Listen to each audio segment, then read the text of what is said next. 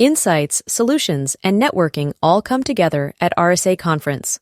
Join a global cybersecurity community at rsaconference.com/ITSP-MAG24. Marco. Sean. We are on our way. Vroom, vroom. you're revving the engine. Yeah, except it's going to be an airplane this year. So you're revving the airplane's engine. I don't know if the pilots are like that. If they let me drive it, I wouldn't trust myself. But you know, I've seen the movie Airplane a couple of times. Maybe I was going to go the serious Mach thing, and you went to the airplane movie.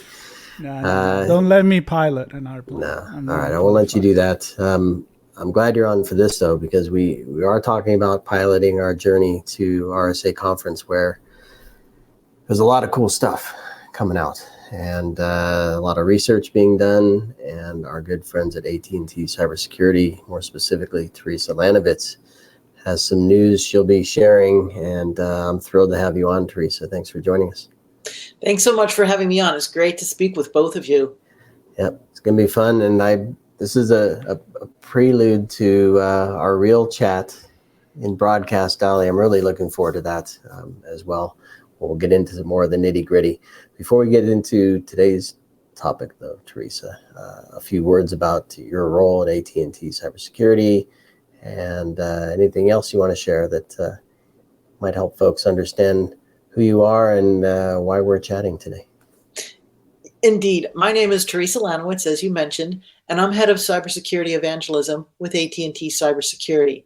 And my role entails evangelism, going out speaking with great people such as yourselves, but also thought leadership. And thought leadership is what we're going to talk about here. And also, I think in our time at Broadcast Alley, coming up at RSA, we'll be releasing our annual thought leadership report for 2024. But at AT&T Cybersecurity, what we do is we focus on simplifying security. And we do that through three ways. Through our experienced consultants, and with consulting, with our experienced consulting team, you can really focus on predicting and protecting your security investments and your business intelligence. And again, simplification, that theme of simplification through our managed security services, you can really help simplify your cybersecurity strategy by working with a strategic extension of your own team through our managed security services. And third is the visibility that you gain by working with us and our AT&T Alien Labs threat intelligence team to be able to give you that visibility into what's going on, to help you be able to innovate while managing your risk. So that's what we do at AT&T Cybersecurity. I love it. It's I'm picturing a circle. I think in diagrams and images.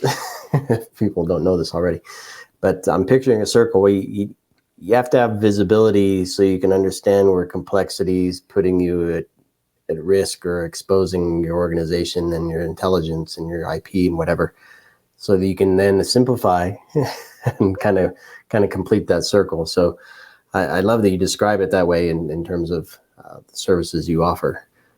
Indeed, and I like your circle analogy, because that circle, it represents continuity as well, because it's continuous, it's never ending, and you're always focusing on what you're doing with cybersecurity. You always have to be assessing your risk. You always have to have that visibility, and you want to make sure that your team is as strategic as possible.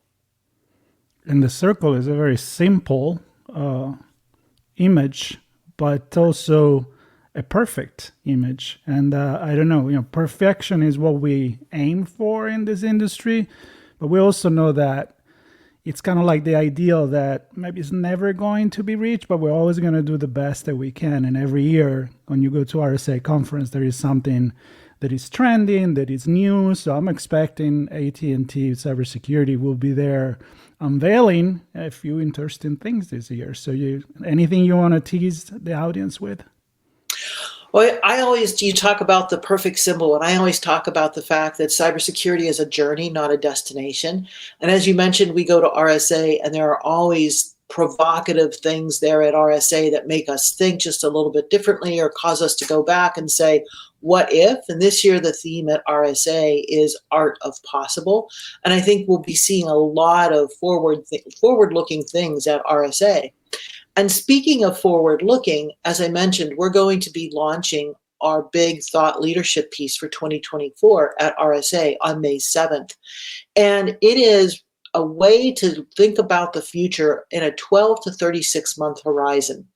And what we did in 2023 was we looked at this concept of edge realities. We said there are a lot of new use cases coming out. We have these endpoints that are just scattered everywhere around the planet. We have to secure and protect those endpoints because if an adversary comes in, they can move laterally through our network, of course, and cause significant damage. We have to be aware of the attack types that are out there, specifically based upon the vertical market that we might be in. We have to also be thinking about how we're going to collaborate and communicate internally a little bit better to make sure that we have this ecosystem that we're building out. And then we also have to figure out how we're going to bring in these trusted third-party advisors to help us with this new type of computing. Now in 2024, what we wanted to look at was what is going on in this area of cyber resilience. So we'll take a look in this thought leadership report about the barriers to cyber resilience, look at how cybersecurity resilience really matters to the organization, and then also look at what the business really needs to do to be able to operationalize cyber resilience, cybersecurity, how they can think of things more holistically. And then we'll offer 5 tips on how to be more cyber resilient within your organization and start on that journey. And the genesis of the idea for this report was based upon the fact that over the past couple of decades, cybersecurity has been fairly isolated. It's been a technical problem. But now we see that cybersecurity is really a business requirement. So thinking about how that business can offer cyber resilience in the face of, yes, certainly a cyber attack, but also in the event of maybe unforeseen weather, some other unforeseen man-made incident that would cause your IT organization to go down. And that requires having pretty good visibility into the IT estate. So without giving away too much, just kind of walk you down that path a little bit and say we're going to be talking about visibility into the IT estate, how organizations are saying, yes, we want to innovate, and we know that innovation brings risk, so what they're doing with that, and then taking a look holistically at what organizations are doing to make themselves more cyber resilient.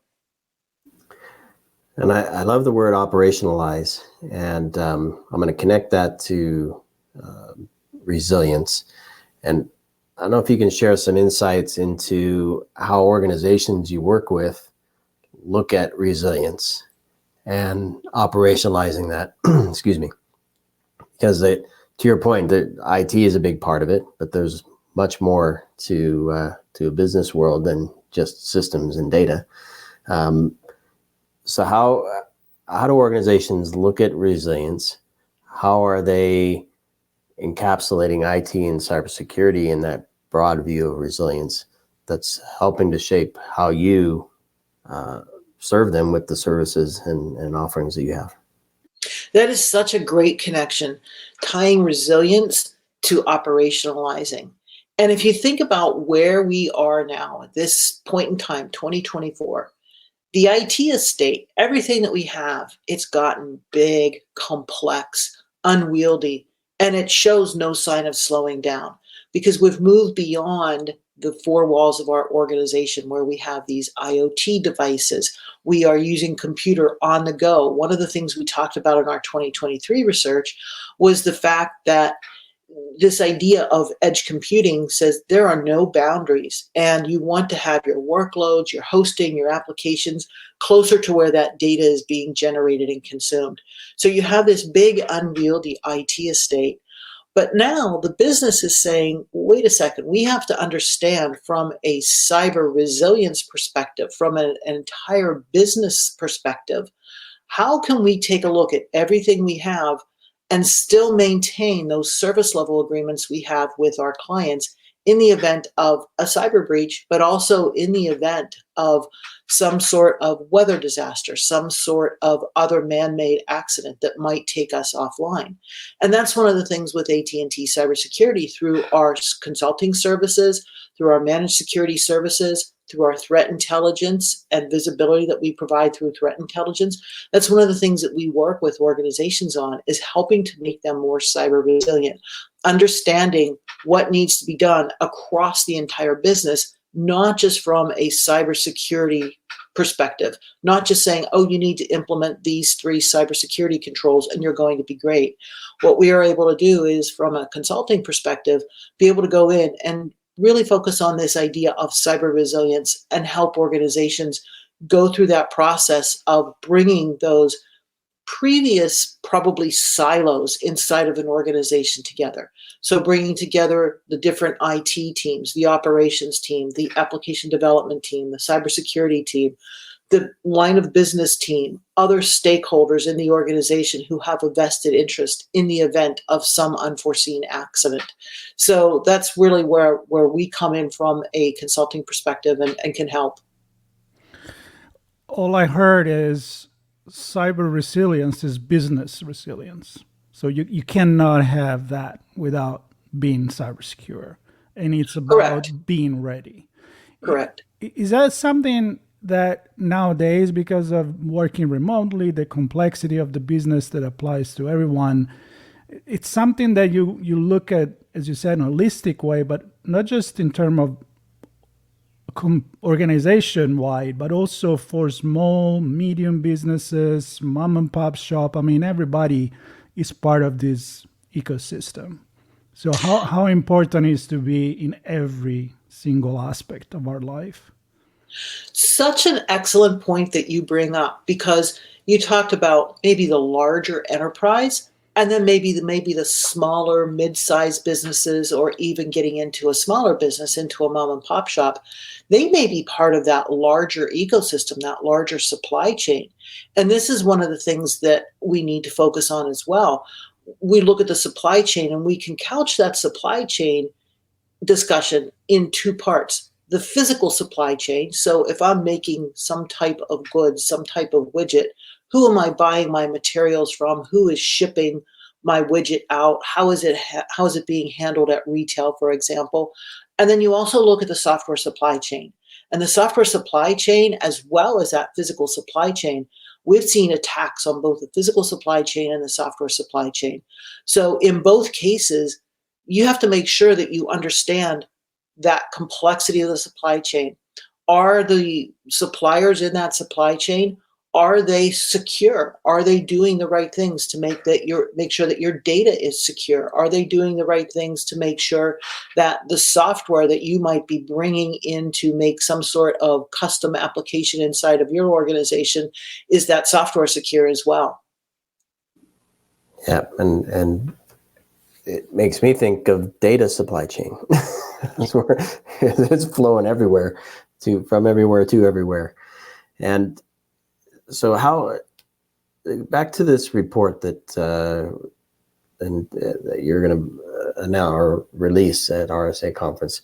What I want to understand is how it shapes 2 things. One, how you approach the conversations with your customers, and how they can use the same information to better prepare themselves for those same conversations. Because I think getting everybody on the same page and understanding, here's where we are, here's where we need to go, here's kind of the path we need to take, helps move things along more quickly, but also, to your first point, it simplifies things, right? If you're on the same page. So how does the report, how do you expect that to kind of shape both directions there? Excellent question. And this report is thought leadership. So what I always advise people to do is read the report, take it back to your organization, and start the discussion in your organization. For example, one of the bits of research that we have in there every year is, what is your biggest attack concern? Is it DDoS? Is it ransomware? Is it business email compromise? Is it phishing? And we always have that broken out by industry. So you can take a look at your industry and say, oh, my industry is more concerned about this attack type. Is this something that we're really prepared for? Is this something that we're ready to remediate immediately if something like this were to happen to us? So take it back, start those conversations inside your organization. The other thing to do is, at the end of the report, we have 5 pieces of actionable advice for people to start down this path of cyber resilience. So take a look at the end of that report. Start with those big strategic ideas of building out cyber resilience. Take that back to your organization. You can use this report as a guidepost, as a planning tool, as a way to start conversations. So this is what thought leadership is really meant to do, is to provoke thought among the readers and among the readers who can take it back and use it and implement it inside of their organizations. Very cool. So we are very excited to be right there, one of the first that actually hear about the report when you unveil that. But it's not just you, even if we're lucky to talk to you. You have an entire team there at the booth in the expo hall. We want people to come there to engage with your team. What can they expect when they? Absolutely, so I know there is espresso and pretzel, which is a very good thing, but. We absolutely want people to come visit us at RSA. And at RSA, you can see the full AT&T Cybersecurity team there inside of our booth at RSA. We're at booth number 6155 in Moscone. And you can see demos. I know we're going to have refreshments. You can get refreshments. You can sit in our theater, watch a theater presentation. And also there are 2 presentations at RSA Conference that I'm going to be doing. One, I'll be giving a presentation on the thought leadership report that we're announcing. And our president, Sundar Anamali, is also presenting as well. So there are 2 opportunities to come to RSA Conference, hear people from AT&T Cybersecurity speak, come by our booth, get a refreshment, sit down in a theater, enjoy yourself, watch demos, find out what AT&T Cybersecurity is all about, and enjoy RSA. Yep. So both of those sessions are Wednesday. So May 8th at 3:55, Sundar has his keynote, Possibilities, Risks, and Rewards of Cyber Tech Convergence. So that sounds like a fun one. It has the word possibility in there, right? The art of possible. And then your session, of course, is earlier that day, 1:15. We cover the new research that reveals 5 new trends for cyber resilience. And so I encourage everybody to attend those. And if you want to hang out and see Theresa and I chat, we're gonna be Moscone North, right at the entrance to the expo hall in the broadcast alley, and you and I, Theresa, get to have fun getting into the nitty gritty. What is that thought leadership? What are the numbers? What are the facts? What are the trends? How does it work? Why does it matter? What's the outcome we want to achieve? We're gonna get into all that, and like you're not sharing any of those points with us yet, I'm not going to share my final question to you yet. I'm going to leave that one secret. And we're building suspense. We're creating a cliffhanger on your podcast, Sean. That's right. So please, it's Thursday at 1:30, Moscone North, the broadcast alley. Come by, say hi to Theresa. You can say hi to me if you like as well, but mostly Theresa, and have a chat with her about the report and everything else that AT&T Cybersecurity is doing. So Theresa, it's been fantastic chatting with you. I'm excited to see the results of this effort that I know took some time and an annual thing. And I'm excited to see what's coming out of it and have that chat with you. We're thrilled to share it with the world. We can't wait. And it was great talking with you, Sean and Marco. Thank you so much. Well, looking forward to see you and to see everybody that is watching here, anybody that can make it to RSA Conference. Not everybody will. It's San Francisco is far away for a lot of people, but that's why Sean and I are going to be there talking again with people like you and sharing everything that happened on the floor as much as we can with our content. So everybody stay tuned, follow us, and be sure to catch up a conversation with Theresa and AT&T Cybersecurity coming up right from Broadcast Alley. Love it. Thank you, everybody. Thank you. Insights, solutions, and networking all come together at RSA Conference. Join a global cybersecurity community at rsaconference.com/ITSP Mag 24.